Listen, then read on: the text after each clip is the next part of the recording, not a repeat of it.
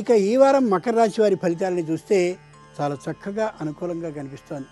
ఉత్తరాషాఢ నక్షత్ర జాతకులకి పనుల్లో సంతృప్తి కనిపిస్తుంది. శ్రవణ నక్షత్ర జాతకులకి కొత్త వ్యాపారాన్ని ప్రారంభించే ఆలోచన రావడమే కాక దానికి పెట్టుబడి పెట్టేటటువంటి మిత్రుడో బంధువో కనిపించిన కారణంగా ముఖంలో ఉత్సాహం వెలుగొందే అవకాశం బాగా అనిపిస్తుంది.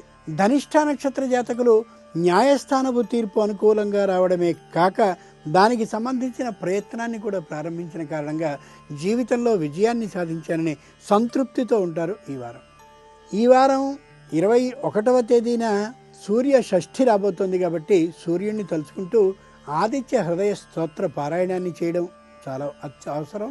అలాగే వినాయకునికి చేయబడే నవరాత్ర కాలం 9 రోజుల పాటు కూడా వినాయకుడికి ఇష్టమైనటువంటి కుడుములని సమర్పించడం అత్యవసరం.